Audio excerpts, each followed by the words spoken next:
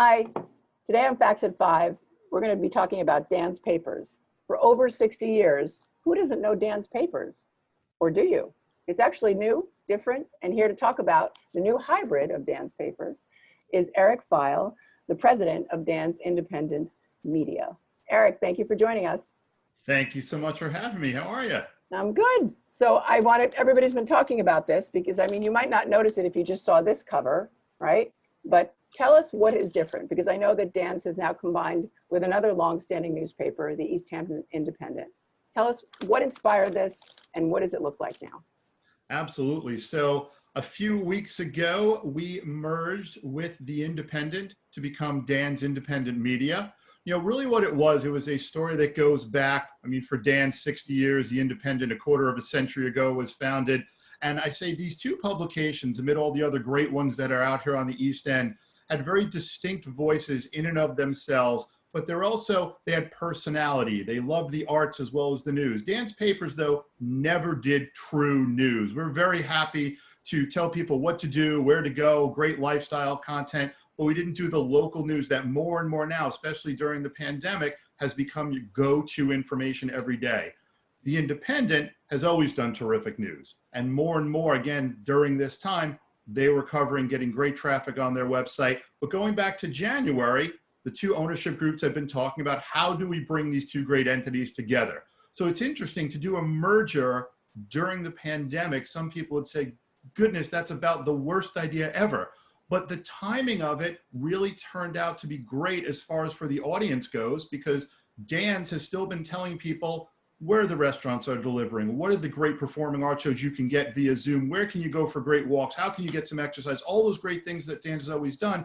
And now we can also offer on indieastend.com a digital platform for great local news. For the print product, Dan's Papers remains Dan's Papers. The Independent no longer publishes as an independent publication, but there is now news within the pages of Dan's Papers. Got it. So it looks like Dan's, right, still, but on the inside, kind of like the middle of the sandwich, right? You've got more local news that's relevant, and in addition to all the other things we got from Dan's. Now, in this merger, I know, you know, there were people from both sides who were let go. Tell us about that. I mean, that's got to be hard. A lot of these people are friends of all of us here, and we think about that. And, you know, tell us what was the thinking behind some of that and what happened. Absolutely. And it is very hard. Like you say, you know, we have sat in rooms together, you, me, editors who are at the Independent, editors from Dan's. We are all friends and colleagues, and they're all great. What happens in a merger, even in the best of times, unfortunately, is there are redundancies. Yeah. So we're doing arts coverage at Dan's, for example, and the arts coverage at the Independent. Unfortunately, you only need one person to do that type of coverage. The news now is going to be leading online. So it's a digital first approach. So there's much less news going in print.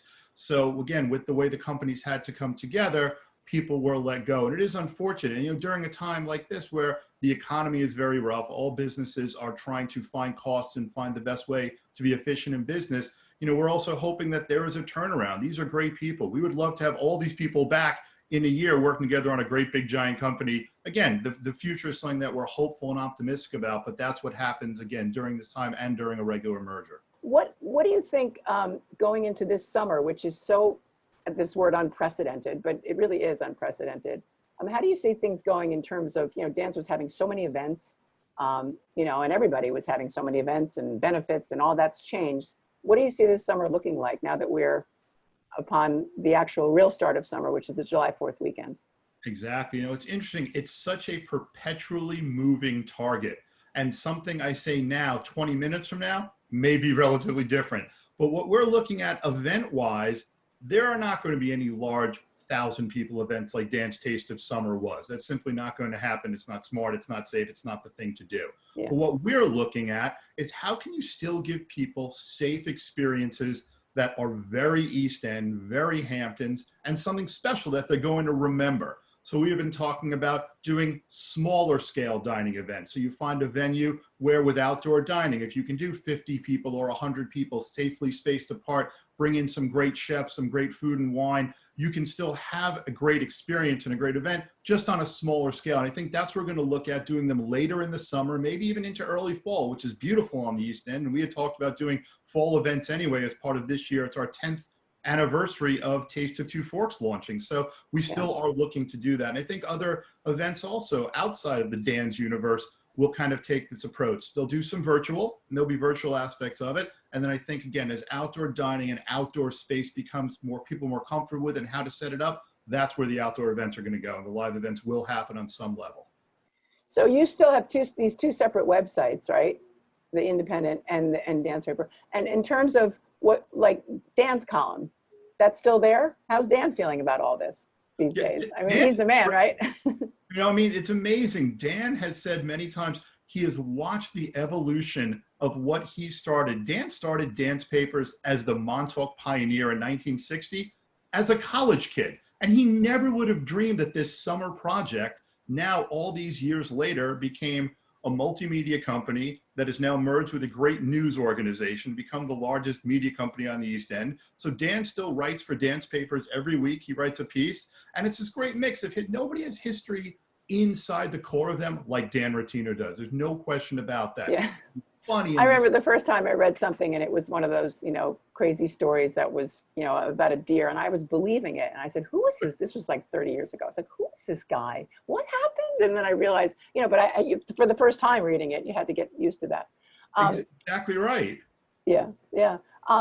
So in terms of, you know, your most popular events, and you talked about some of them, tell us specifically, is there something that's already lined up, or are you just doing a wait and see this summer? Yeah, we don't have anything officially lined up yet, but we are in planning stages. We are every day talking with different venues on the North Fork and in the Hamptons about how to do these. So we are in talks with restaurants, with farm venues, with wineries to really figure out the best way to do it. And instead of last year, we did 4 tentpole events. This year, maybe there'll be 10 for the 10 years of Taste of Summer. Right. In terms of people picking this up, okay? I mean, do you think you'll ever charge for it? Did it ever cross your mind, or not, well, the company's mind, to charge for it? I mean, I love that it's free, and but is it something that it just, because even in the city, it's like pretty much a go-to, like, where's that thing? Exactly right. No, our approach from day one has always been that this will be a free publication driven by advertising, and we want people to be able to get it in their hands. That's really what it is. Wherever you go, like you said, you can be walking down the streets of Manhattan, you're outside Penn Station, you're out in Orient, you're down in Southampton, Montauk, wherever you are, there's a Dan's Papers, and you pick it up because it is part of the East End. It's almost like sort of a weekly souvenir that you bring and you keep to yourself. And it's so organic and authentic. That's what we always want it to be. So by making it free, making it accessible to everybody, that's the model that we are going to follow. What kind of news stories do you think you're going to be focusing on going forward now that you're incorporating more news into Dan's? What kind of things do you think the people out here are looking for? I think right now, obviously, it is very COVID-centric. I think there's a lot of that. There's a lot about whether there are rallies and protests. That is a big, big story, you know, on every level that's being followed. The upcoming election, how that's going to influence local people here. These are the big stories right now, but also people do still want to know what's happening with the school board. How are schools going to reopen in the fall if there are 30, 40, 50% more people out here putting their kids in schools? This is really what matters. So those stories, again, will always be on IndieEastEnd.com first, because that's where people are going. The best of wind up in the paper. And then the feature stories will have more of an in-depth, personal look, whether, you know, this coming week as we were leading in, we're looking at how are the streets going to be open in the summer. Southampton started the experiment. How is that going to extend out on the East End across all the little Hamilton villages? So this is the type of news that people want, and how we're going to put it online and in print. Are you still having the south of the highway, north of the highway? That was absolutely. I mean, Dan's Papers, everything that it is known for Dan's Papers is still there. This is really, it is a true merger, including a merger of news into the Dan's Papers history. But there will be south of the highway. There will be all our out and about. There's the food and wine, the arts and entertainment, the real estate content. Behind the Hedges magazine still publishes 8 times. So all of that is still there.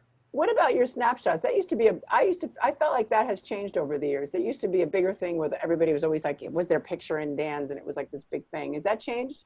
It has actually, and that's the advent of the internet. So we do Yeah. page 27, which again is sort of a best of or a highlight, but all Right. the other events, either it goes on Instagram or we put it up on our photo pages online because that's, again, so instantaneous. It's funny how people will be at an event, I know. take a shot, and then instantly look if they're up online while they're still at the event. It's Really amazing. sad. Sad. I know. Well, there aren't any events this summer, really. Not that many. And if they are, they're going to be very distanced. And hopefully things will change. Just talk quickly about, I know you have an interesting media background, but did you ever expect to be in this position at this job? Seriously.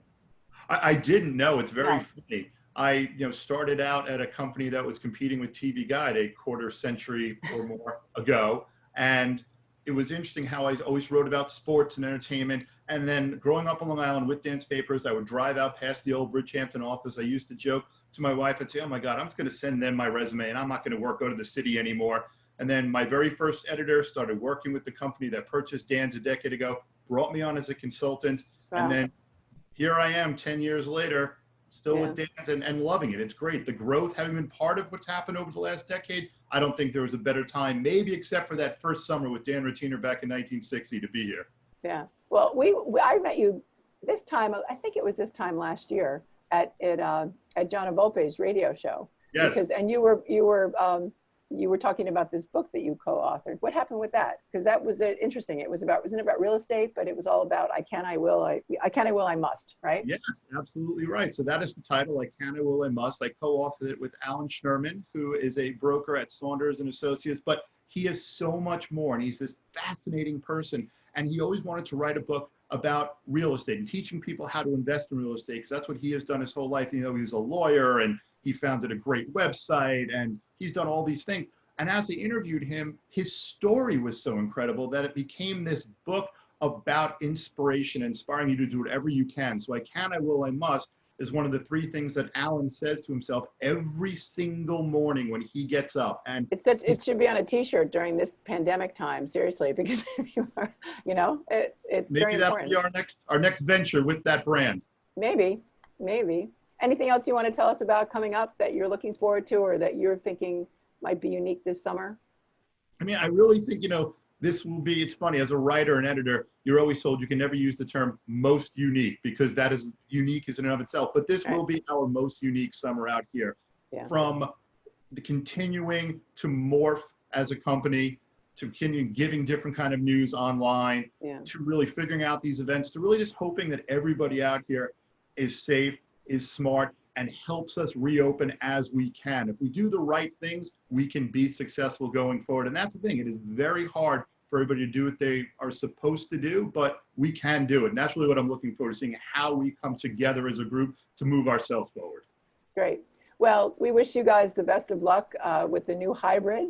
I'm going to read it again. It's Eric Feil is the president of Dan's Independent Media. We thank you for coming here. Dan's Papers, we wish you another 60 plus years, obviously, and have a safe and healthy and happy 4th of July, even if there aren't any fireworks, okay? Thank you so much. You too. Thanks, Eric.